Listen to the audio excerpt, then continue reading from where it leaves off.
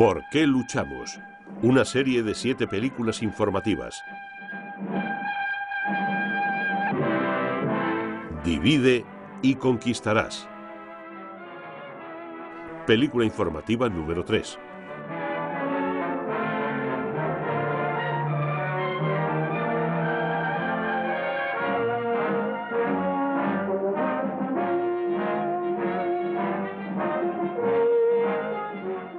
Esta película trata del periodo durante el cual la Blitzkrieg nazi llegó a su cumbre y la traición nazi alcanzó su punto más bajo. Como hemos visto, el 1 de septiembre de 1939, los ejércitos alemanes sin previo aviso barrieron Polonia, la ofensiva nazi para dominar el mundo estaba en marcha. El 3 de septiembre, Gran Bretaña y Francia declararon la guerra a Alemania. El 27 de septiembre, con Polonia fuera del juego, los alemanes se enfrentaban al ejército ruso que se aproximaba. Decididos a evitar una guerra en 2 frentes, los alemanes detuvieron su marcha hacia el este y se volcaron en el frente occidental para eliminar primero a Francia y Gran Bretaña.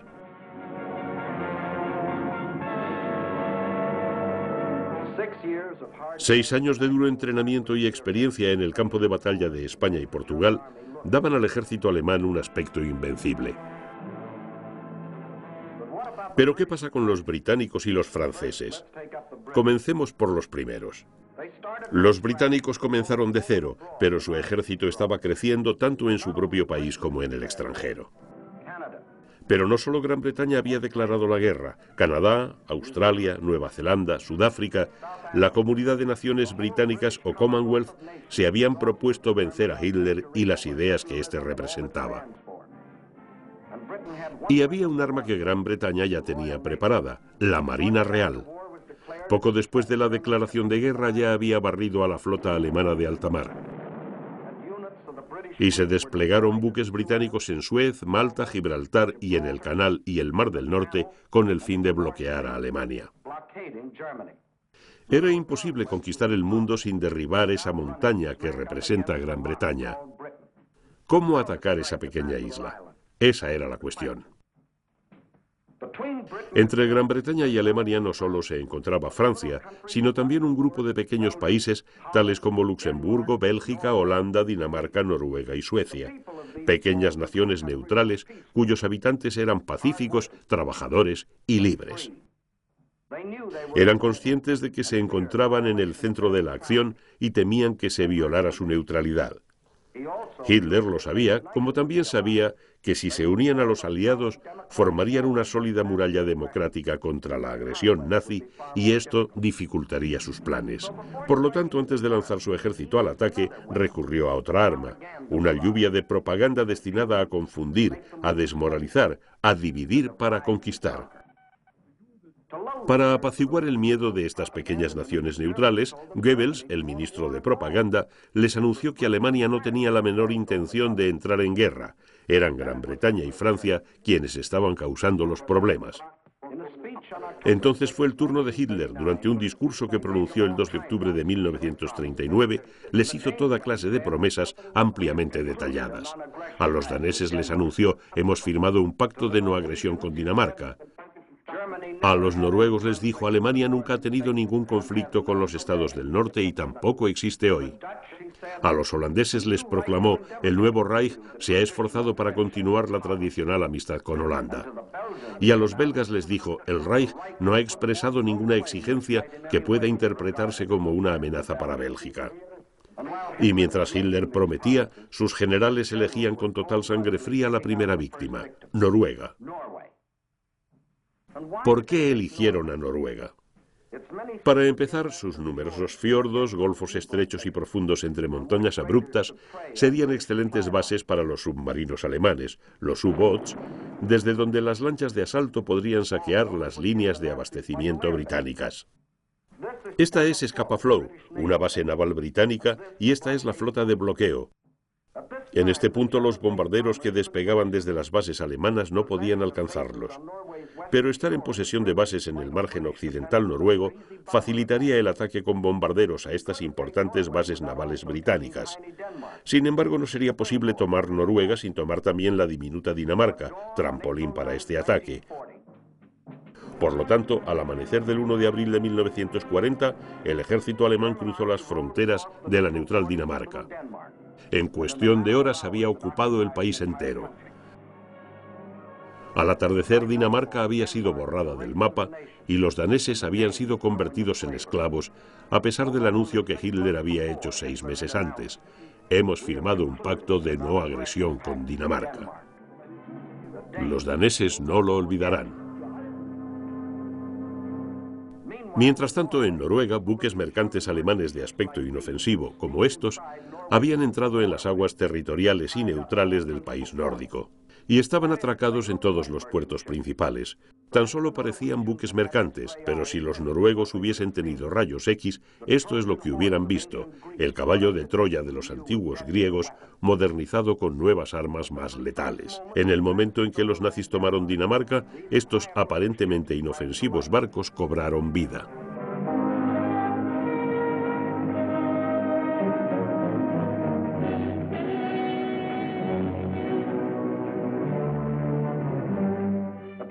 Mientras tanto, los buques de guerra alemanes, que habían aparecido a lo largo de toda la costa, avanzaban a toda marcha hacia los fiordos noruegos. Buques, transportes, tanques, hombres, aviones, todos se abalanzaron al mismo tiempo sobre el desprotegido país. La infantería aerotransportada capturó todos los aeropuertos estratégicos. La operación fue más fácil gracias a los traidores miembros de la Quinta Columna, liderados por el mayor Quisling, que había tomado el poder y ordenado detener la resistencia. Los buques de guerra nazis avanzaron a toda marcha, dejando atrás las armas que, ahora silenciosas, bien podían haberles detenido. Se trata de uno de los más infames actos de traición de la historia moderna. Le dio al mayor Quisling una triste fama mundial, transformando su nombre en sinónimo inequívoco de traición. Hacia la tarde del 9 de abril, los alemanes tenían el control de los 7 puertos en los que habían desembarcado esa mañana.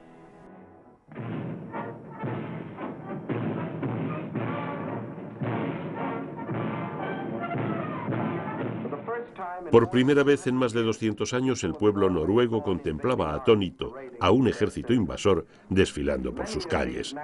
Muchos de estos soldados nazis que ahora en 1940 marchaban con aires de grandes conquistadores, habían conocido Noruega 20 años antes, cuando solo eran niños alemanes, refugiados, cuidados y alimentados por generosos noruegos. Ahora volvían a pagar esa generosidad con terror y destrucción. Una vez ocupada la capital, los nazis se dispersaron en todas direcciones, pero tropas noruegas leales frenaron una columna alemana entre Hamar y Elverum.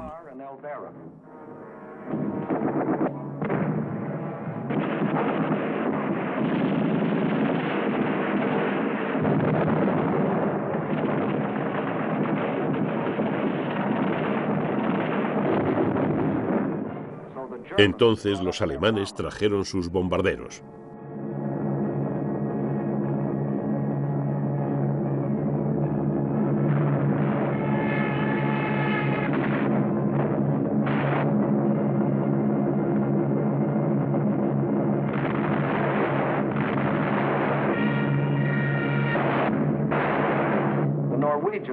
Los noruegos fueron forzados a escapar hacia el norte bajo un constante ataque aéreo que no encontró ninguna resistencia. Aquí es donde fue asesinado el capitán Robert Loberg, agregado militar de los Estados Unidos, el primer soldado estadounidense caído en esta guerra. Mientras tanto, los nazis se habían extendido por todo el país. Pequeñas patrullas ocuparon cada una de las ciudades estratégicas. Los cuerpos de paracaidistas descendieron en lo alto de las montañas.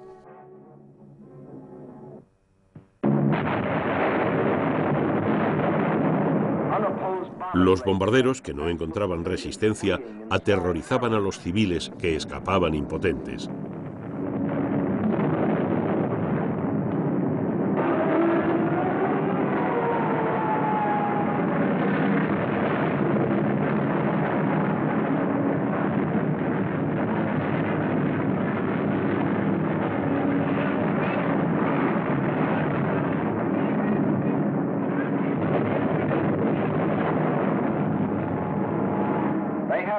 No querían ir a la guerra. Habían hecho todo lo posible por evitarla. Con la esperanza de escapar del látigo nazi, habían hecho concesiones y desgraciadamente no pudieron unirse a las demás naciones democráticas en un frente común. Ahora se enfrentaban a este flagelo indefensos y solitarios. Antes de que los aliados pudieran acudir en su ayuda, los alemanes ya dominaban los principales puertos. A pesar de lo anterior, contingentes británicos, franceses y polacos acometieron varios desembarcos a lo largo de la costa noruega. Las fuerzas aliadas al norte y al sur de Trondheim trataron de tomar la ciudad bajo un pertinaz ataque aéreo alemán.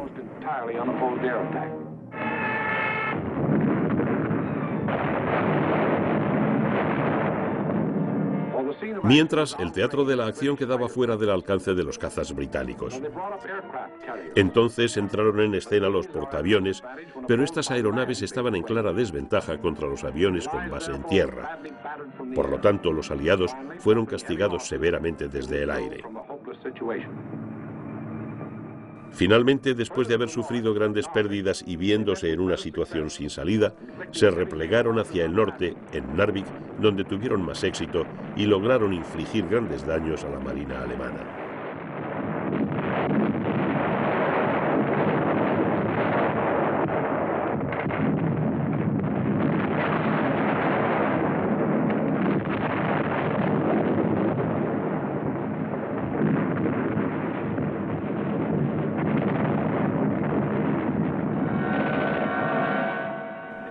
Tras lo cual desembarcaron y lograron retener la ciudad durante 2 meses.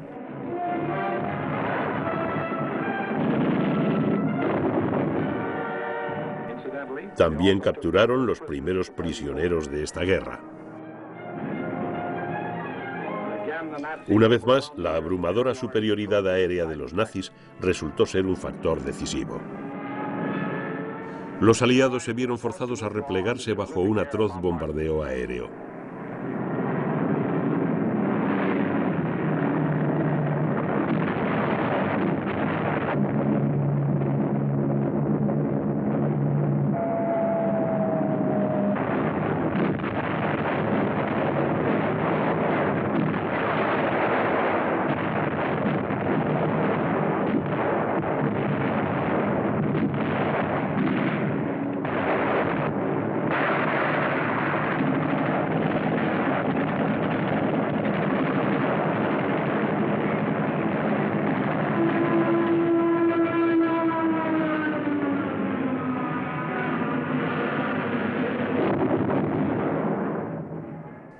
Y los leales noruegos tuvieron que quedarse con sus Quisling, sus ruinas y sus muertos, aun cuando 6 meses antes Hitler había anunciado: Alemania nunca ha tenido ningún conflicto con los estados del norte y tampoco existe hoy.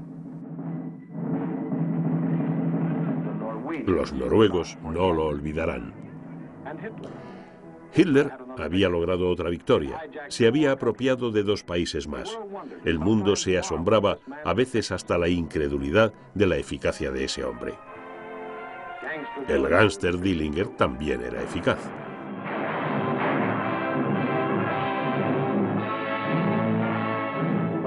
Cuando un hombre o una nación ignoran las leyes de Dios y de los hombres, en un principio es más eficaz que sus víctimas. La sociedad contaba con la policía para enfrentarse al criminal Dillinger, pero no tenía ninguna fuerza policial para enfrentarse al gánster Hitler. Por lo tanto, este fustigó a Noruega hasta la extenuación y obtuvo lo que deseaba: bases para utilizarlas contra Gran Bretaña. Ahora tenía el brazo norte de un gigantesco brazo de tenazas. La marcha a través de Francia le daría el brazo sur. Los bloqueos realizados por los submarinos alemanes, sumados a los bombardeos masivos, acabarían por debilitar a los británicos, dejándolos listos para la invasión final. Entonces, con Gran Bretaña fuera de combate, los alemanes podrían extenderse en todas direcciones para conquistar el mundo. Obviamente, su nuevo movimiento sería a través de Francia, para alzarse con su objetivo de formar el brazo sur. cómo se enfrentaría Francia a este ataque. Estas escenas son historia antigua, se remontan a 1914. El ejército alemán sin previo aviso había arrasado la Bélgica neutral e invadido Francia para alcanzar el río Marne, que está a solo unos pocos kilómetros de París.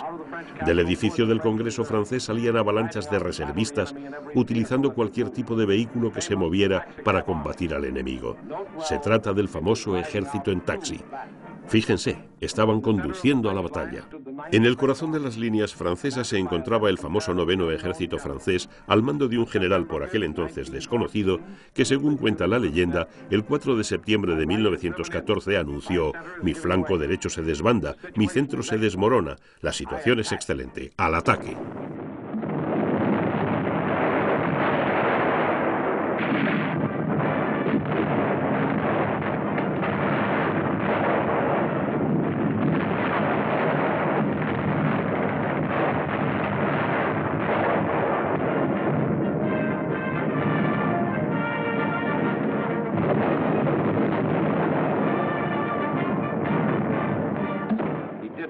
Efectivamente, atacó. Se logró frenar el avance alemán y París fue salvado. Este desconocido general se convertiría más tarde en el comandante en jefe de todos los ejércitos aliados y presidiría la firma del armisticio con los derrotados alemanes el 11 de noviembre de 1918. El pueblo francés erigiría un monumento a este hombre, el mariscal Fernand Foch, cuyo lema era «Al ataque, siempre al ataque». Posteriormente, el pueblo francés, harto de la guerra, erigió otro monumento, esta vez a un ministro de guerra, André Maginot. Con las ideas simbolizadas por estos dos monumentos, bien puede narrarse la historia de la caída de una gran nación. En la época de Foch, el orgulloso espíritu francés no se conformaba con menos que la victoria. Apostaba todas sus fichas al ataque.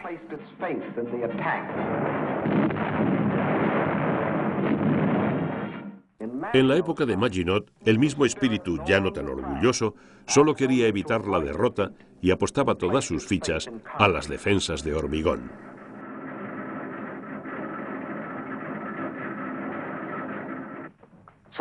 Por lo que los franceses construyeron la poderosa cadena de fortalezas conocida como la línea Maginot. Estos imponentes bastiones defensivos, construidos en el corazón de los territorios franceses, estaban conectados por pasajes y vías férreas subterráneas y protegían la frontera oriental francesa limítrofe con Alemania. Y cuando Francia finalmente se vio obligada a declarar la guerra ante la creciente amenaza nazi, las tropas francesas, en vez de atacar, marcharon hasta sus modernas cuevas a esperar a que la Blitzkrieg nazi se estrellase contra la línea Maginot. Sus generales, al mando del mariscal Pétain, anunciaron con orgullo que nadie al primer movimiento en esta guerra saldría herido. Pero Hitler ni se acercó a la línea Maginot. Este era el punto fuerte de los franceses. En cambio, atacó el punto débil. Hitler sabía que los franceses intentarían evitar la guerra en vez de alistarse para luchar. Saber esto era una de sus armas más letales. Sabía que tenían aviones, pero sabía también que eran anticuados. Sabía que tenían tanques, pero también sabía que eran pocos y de débil blindaje. Pero sobre todo sabía que Francia se había convertido en una nación cínica y desilusionada. ¿Qué produjo este cambio en el espíritu francés? En primer lugar, entre 1914 y 1918, los franceses perdieron más de 6 millones de almas en la heroica defensa de su tierra contra la invasión germana. Una generación entera se apagó en los campos de batalla y con ella el ímpetu de la juventud, de la determinación y de los ideales. En segundo lugar, había fracasado la Liga de las Naciones, en la que los franceses habían puesto sus ilusiones y esperanzas para alcanzar la paz. Todo se había confabulado para hacer tambalear la fe de los franceses en sus ideales democráticos.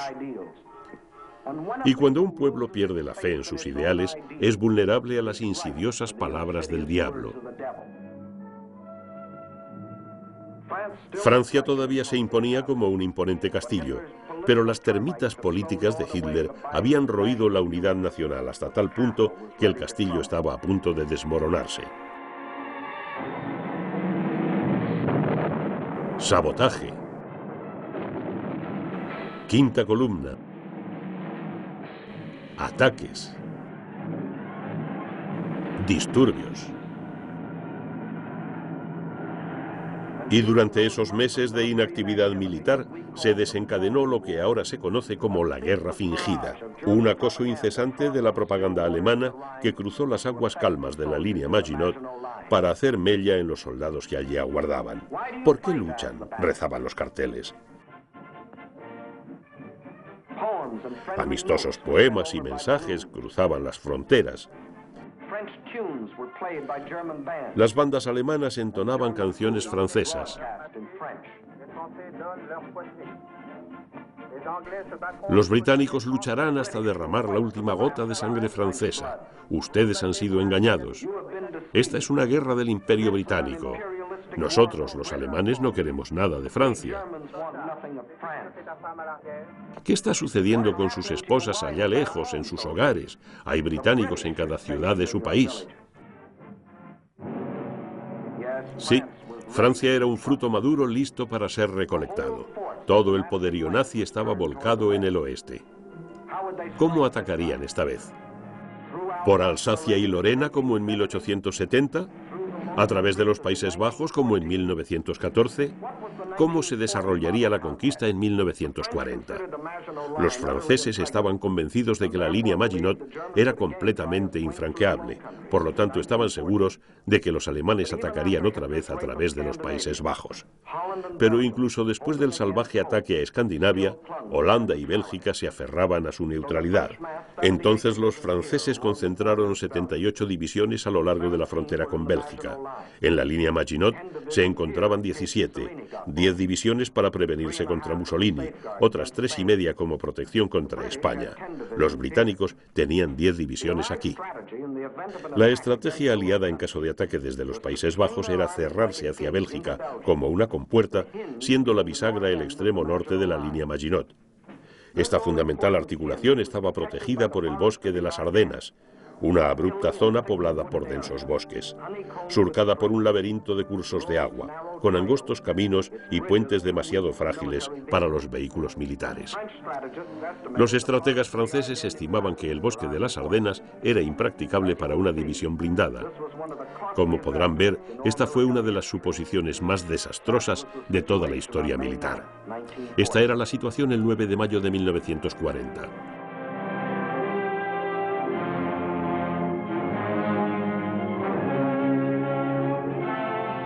La hora de la prueba había llegado.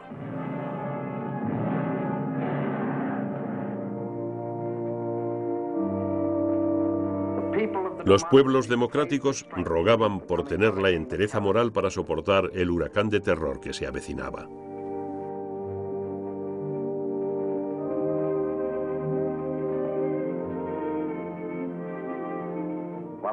Mientras tanto, cruzando la frontera,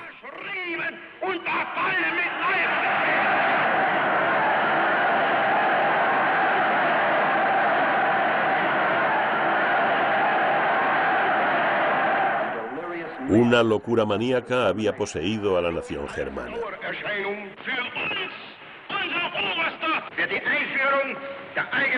Immer wieder herniedersteigen. Und dass man die Wahrheit über Deutschland berichtet. 50.000 Mann auf den Baustellen. Ganz Deutschland erfasste. Überall herrscht seit einem Jahr Regen. Und für den deutschen Die Reinheit seiner Rasse hält. Hitler aber ist Deutschland wie Deutschland. Deshalb innerlich nicht zu uns gehört.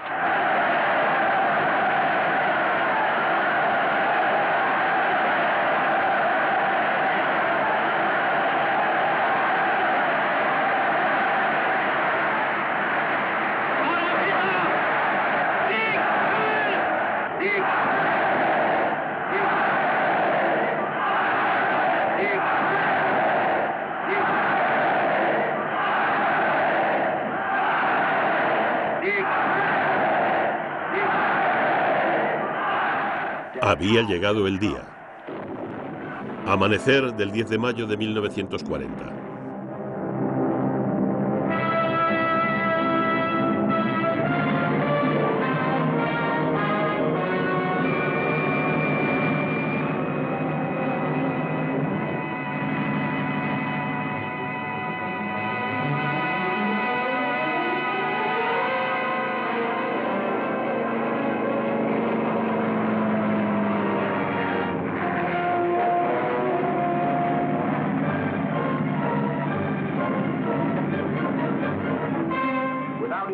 Sin molestarse en hacer una declaración de guerra, los ejércitos alemanes lanzaron un ataque coordinado a través de las fronteras neutrales de Bélgica, Holanda y Luxemburgo, recorriendo la línea Maginot hacia el mar.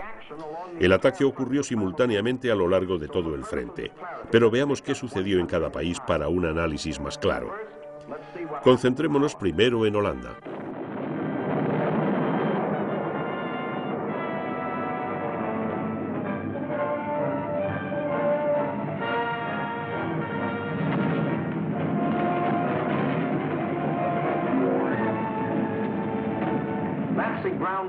Las implacables camisas marrones nazis arrasaron con las improvisadas defensas holandesas ubicadas en la frontera. Sin embargo, el ataque principal vino por el aire, desde muy atrás de las líneas de defensa.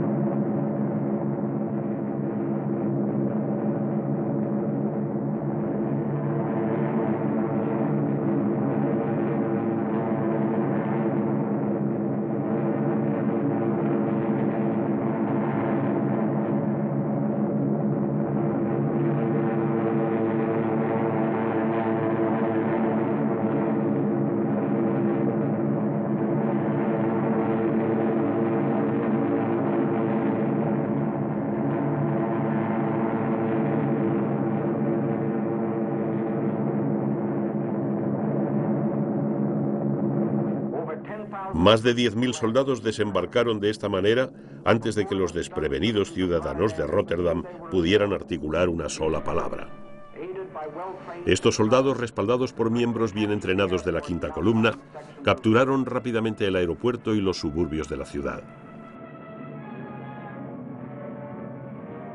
Mientras tanto, las columnas blindadas nazis atravesaban el país a toda velocidad.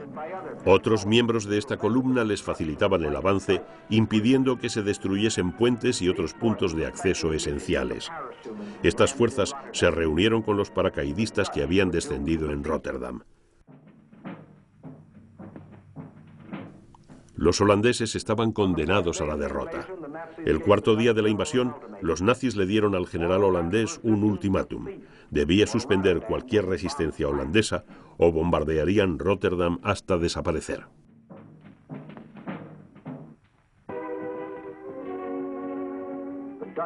El general holandés no tenía muchas alternativas. Aceptó los términos alemanes para salvar vidas civiles, pero después de la rendición incondicional, los alemanes bombardearon igualmente la ciudad. Hileras de bombarderos que no encontraron ninguna resistencia pasaron en vuelo rasante por la bella ciudad y la masacraron sistemáticamente hasta convertirla en un amasijo de escombros.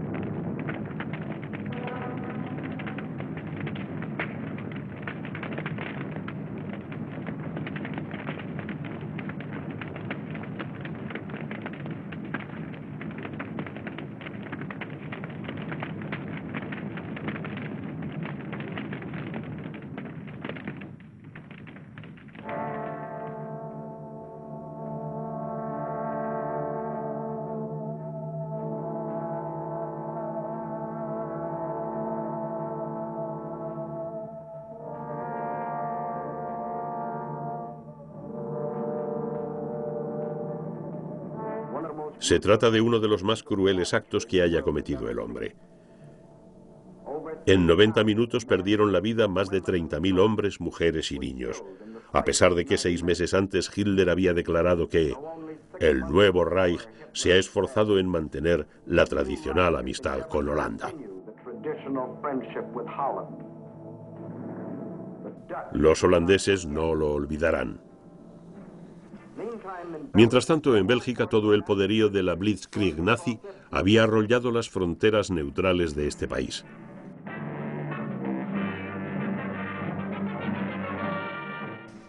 El principal ataque alemán estaba orientado a la línea formada por el canal Albert y el río Mosa, y cuyo sostén era el fuerte Eben-em-Mael, una moderna fortaleza que parecía ser inexpugnable. Los alemanes habían levantado en secreto una réplica de este poderoso fuerte en Checoslovaquia y habían ensayado su asalto hasta conocer con detalle cada debilidad de la construcción.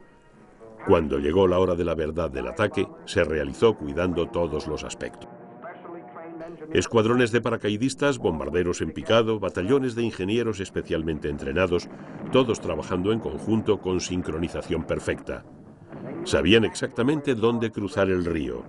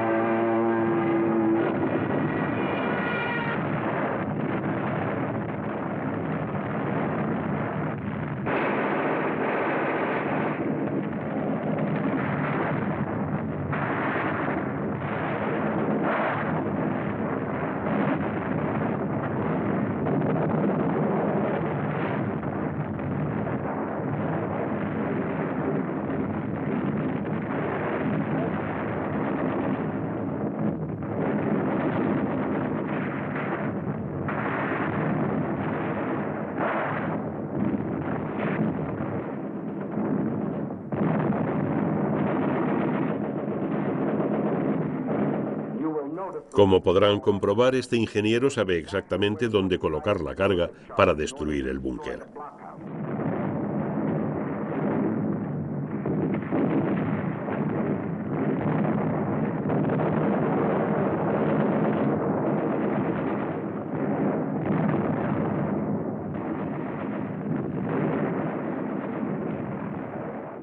El fuerte Eben-em-Mael resistió la embestida nazi exactamente 2 días. El ejército alemán siguió su marcha. Mientras tanto, 1 hora y media después del ataque alemán, los ejércitos aliados cruzaron las fronteras belgas y francesas para salir al encuentro del ejército nazi.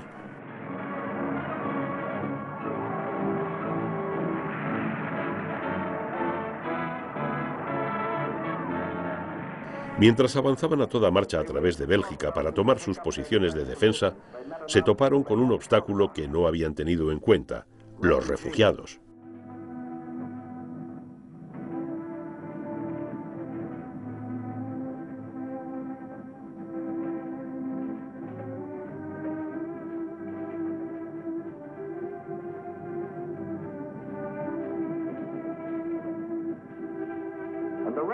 El camino no estaba atascado por refugiados por casualidad. Los nazis habían bombardeado sistemáticamente pequeños pueblos y ciudades que no tenían ningún interés militar. No tanto por el hecho de matar, sino para empujar a sus habitantes a los caminos. Entonces, empujados por expertos artilleros, avanzarían hasta encontrarse y entorpecer el avance del ejército aliado.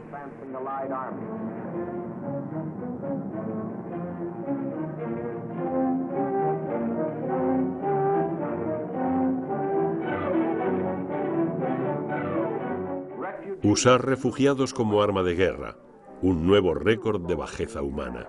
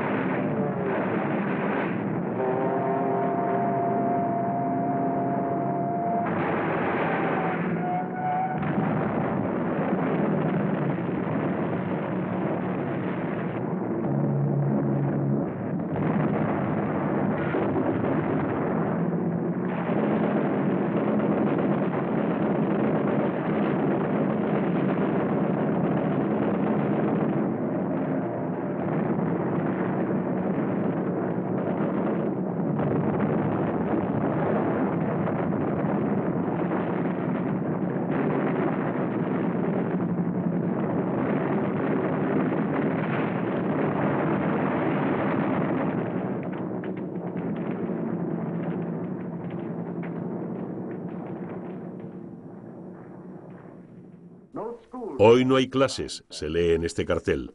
Los niños tienen otras ocupaciones.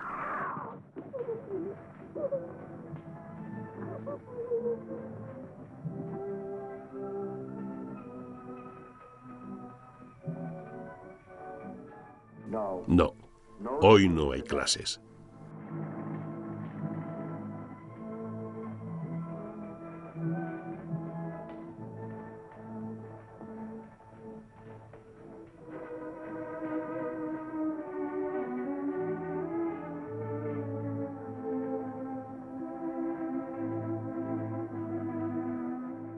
A pesar de que solo 6 meses antes Hitler había declarado: el Reich no ha expresado ninguna exigencia que pueda interpretarse como una amenaza para Bélgica.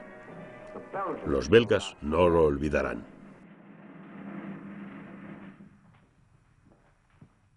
Pero ¿qué pasa con los aliados?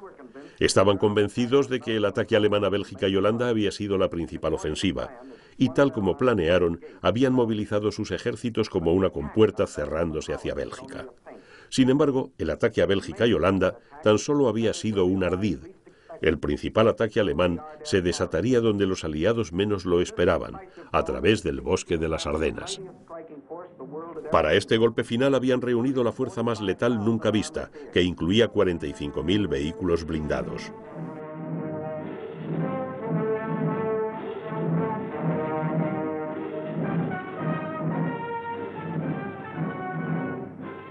A la vez que el ejército nazi avanzaba hacia Bélgica y Holanda, esta columna se ponía en marcha.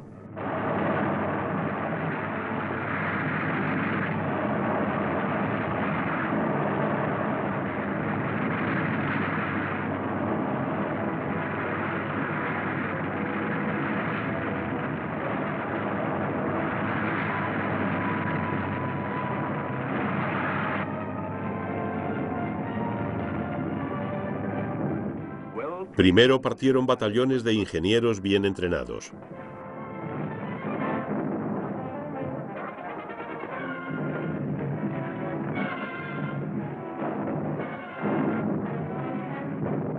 Solo encontraron resistencia en unas pocas patrullas aliadas.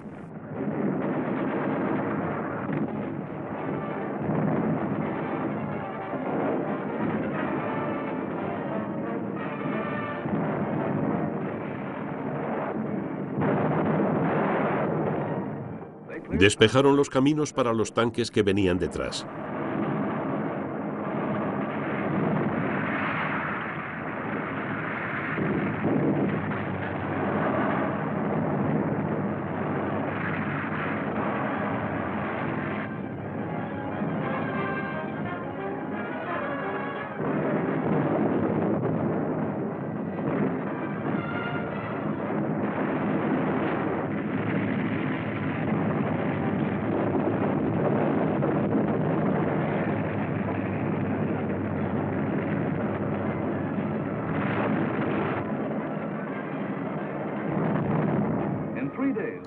Dos días antes de lo que los franceses pensaban que tardaría un ejército en abrirse paso.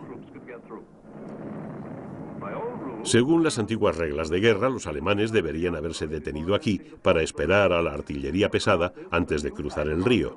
Pero los nazis contaban con un nuevo tipo de artillería, los bombarderos en picado, y atacaron las posiciones francesas a lo largo del río Mosa.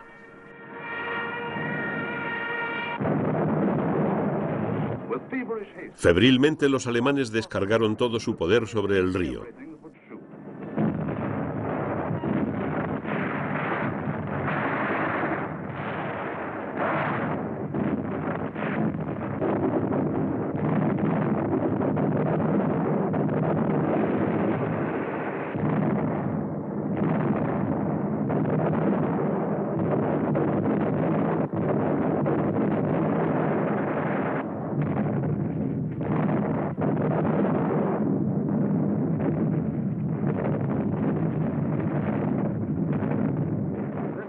Este tremendo ataque duró toda la noche.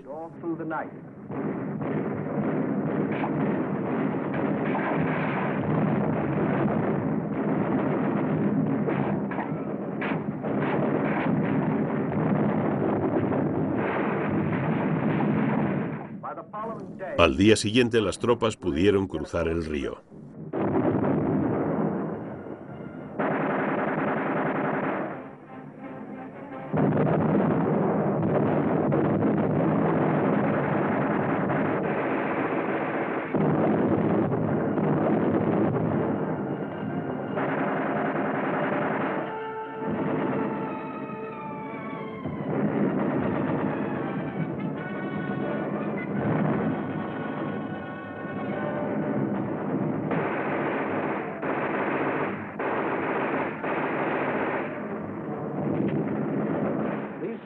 Estas tropas protegieron la cabecera del puente hasta que los ingenieros trajeron materiales y lo reconstruyeron.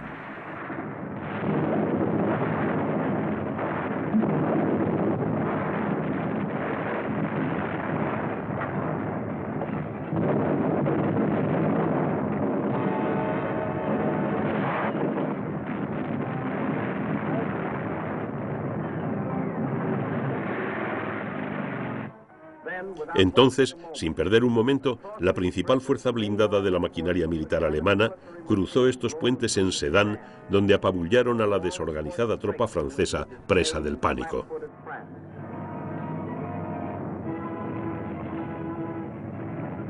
Ahí estaba el resultado de las viejas creencias que albergaban los aliados. A partir de ahora solo era cuestión de tiempo. Observen el mapa mientras que uno de nuestros oficiales de inteligencia explica los detalles del movimiento alemán.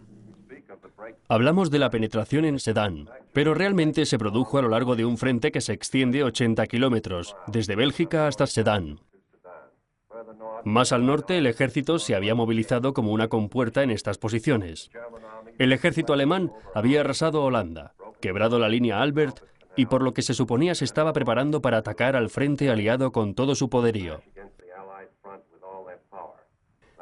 Esta era la situación peligrosa, pero poco clara la noche del 13 de mayo. El 14 y 15 ya se percibía que la penetración alemana al sur de Namur se había desarrollado con toda su potencia y que el 9º ejército francés, descolocado aún, había sido masacrado. Sin duda en este punto el peligro era mortal y los mandos franceses habían ordenado abandonar estas posiciones, aunque todavía no habían sido atacadas. Se abandonaron estas posiciones solo a causa de la situación a lo largo del Mosa, cerca de Sedan. Mientras tanto, el 7º ejército francés había recibido la orden de realizar su histórica marcha forzada hacia el sur, para adentrarse en la zona amenazada por las puntas de lanza alemanas, que avanzaban veloces. Este ejército no debía atacar el flanco alemán, sino que su misión era actuar como tapón para restaurar el frente atacado. Los aliados no habían confiado en ningún momento en su capacidad de ataque, pero sí en su defensa. Esta estrategia estaba abocada al fracaso, porque se enfrentaban a una técnica bélica totalmente novedosa. El equipo avión, tanque, infantería. El mundo estaba asombrado por la velocidad con que se desplazaban las columnas blindadas alemanas. ¿Cuál era el secreto que les permitía a los ejércitos alemanes llegar tan lejos y tan rápido? El secreto estaba en la organización de punta de lanza de ataque. Primero llegarían las fuerzas blindadas, seguidas de cerca por unidades motorizadas que se saldrían de la formación para armar sólidas murallas. Y a lo largo del corredor que se había formado, se desplazaban los camiones de abastecimiento que alimentaban la columna cuya longitud se iba extendiendo. Era obvio que, para revertir la situación de los aliados, era necesario cortar la columna alemana.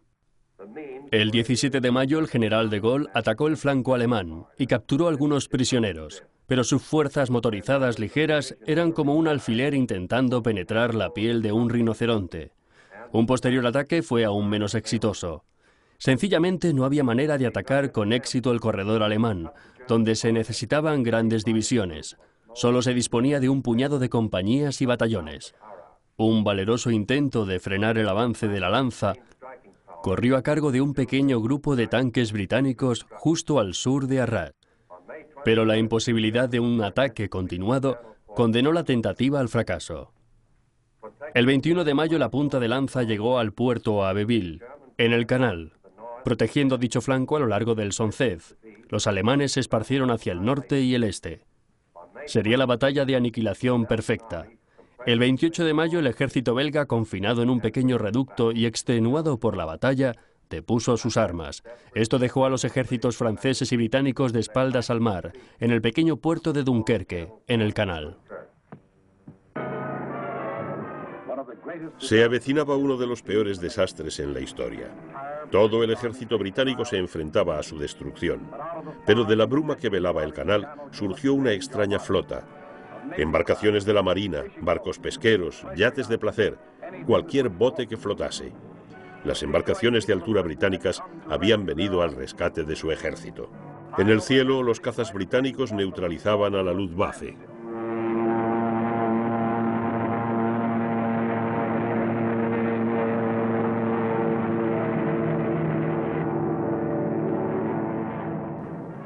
Mientras, en tierra, pequeñas unidades abnegadas mantenían a raya a las tropas alemanas el tiempo suficiente para permitir el milagro de Dunkerque.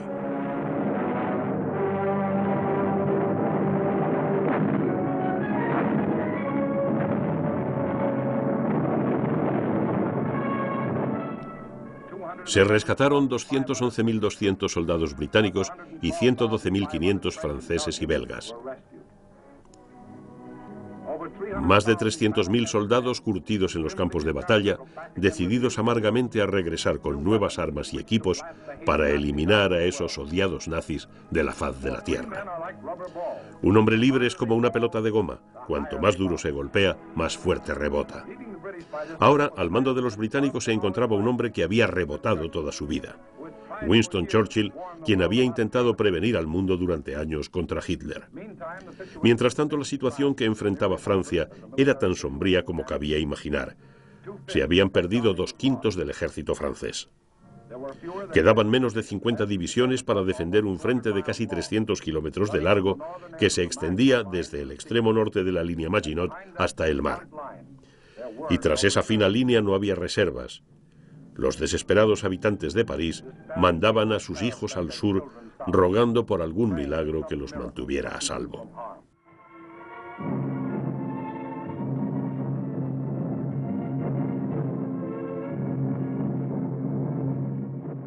Los abatidos miembros del ejército francés, sin armas ni equipamientos adecuados, se preparaban para el golpe que se avecinaba. El primer embate se produjo el 5 de junio. La resistencia francesa actuaba con decisión, pero para el 8 de junio el flanco izquierdo del ejército había sido destrozado y se ordenó el repliegue masivo de las líneas del Loira y del Sena. El 9 de junio se produjo el mayor ataque alemán. A los 2 días las divisiones alemanas blindadas y motorizadas rugían al avanzar por territorio despejado. Después de semejante ataque, la batalla de Francia estaba decidida. Y a partir de ese momento comenzaron las conversaciones oficiales acerca del armisticio. Pero, ¿qué pasó con la famosa línea Maginot? Volvamos y echemos una mirada. El 14 de junio los alemanes lanzaron 2 ataques contra la línea Maginot. Ambos lograron penetrarla, pero no debemos olvidar que se trataba de fortificaciones defendidas por hombres sin esperanza. Mientras tanto, Mussolini, ahora en el centro de la escena, envió sus divisiones a toda marcha a través de la frontera. La mano que sostiene la daga la ha clavado en la espalda de su prójimo.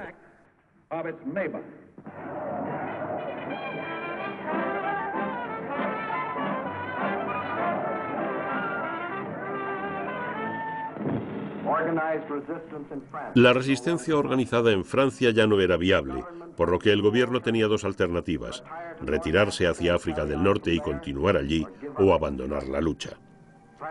Los líderes franceses eran ancianos y estaban agotados, y el más anciano y cansado era el mariscal Pétain. Incitado por hombres como Laval, que veían en la victoria nazi oportunidades de conseguir poder personal, el 16 de junio Pétain solicitó el armisticio. Las noticias llegan a oídos de Hitler, quien recibe la caída de esta gran nación a su manera característica. También fueron característicos sus términos para el armisticio. Se debía firmar en el vagón desde el que el mariscal Foch se enfrentó a los derrotados alemanes en la última Gran Guerra.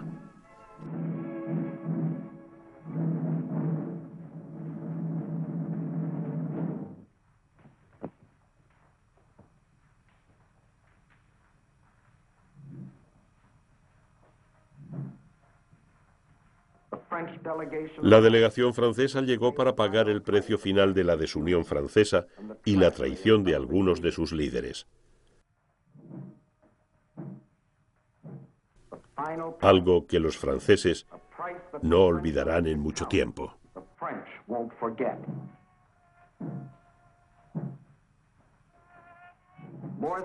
Más de la mitad del país se sumergiría en las penumbras de la ocupación. El resto sería controlado por un gobierno francés del agrado de Hitler. Se impondría un impuesto de 400 millones de francos diarios al pueblo francés para solventar los gastos derivados de la ocupación. Se trasladarían 2 millones de presos franceses a Alemania, donde se mantendrían como rehenes para trabajar como esclavos o morirse de hambre, tuberculosis o alguna otra enfermedad en los campos de concentración. Sistemáticamente se separaba a los hombres de sus familias para que disminuyera la tasa de natalidad francesa y así anular a Francia como potencia mundial en las futuras generaciones. Los civiles franceses, hombres, mujeres y niños, debían trabajar como esclavos en granjas y fábricas para sus nuevos amos nazis o morirían de hambre. Habrá una raza de sujetos de razas extrañas. No debemos dudar en llamarles esclavos.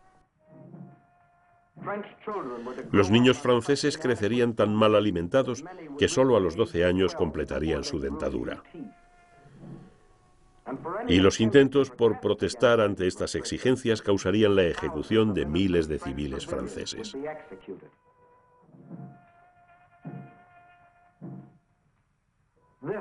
Este era el precio que pagarían los franceses por firmar el armisticio. Y el amo de la raza superior debía ir a París a recorrer las calles de lo que alguna vez fue la Ciudad Luz. Presten atención, no había ninguna multitud vitoreando la bienvenida a la llegada del nuevo orden.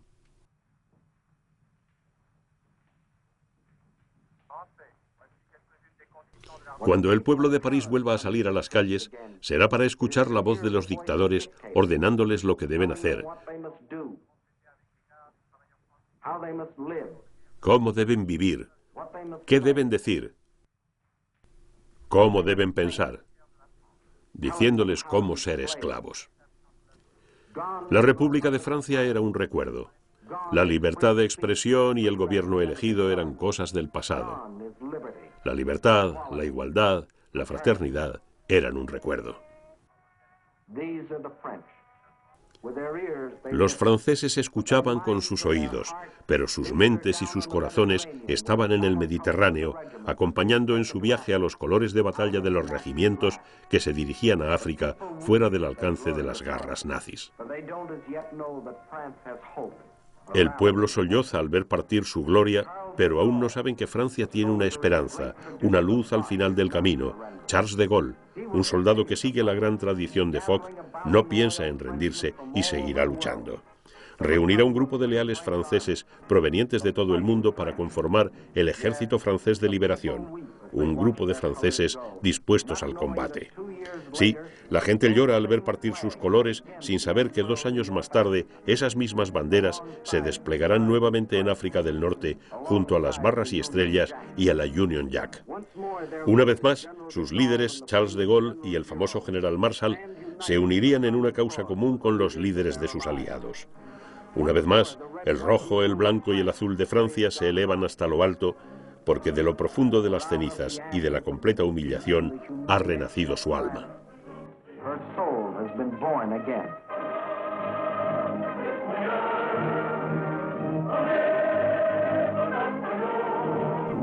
La victoria de las democracias solo será completa después de vencer las maquinarias de guerra de Alemania y Japón. George Marshall, jefe de Estado.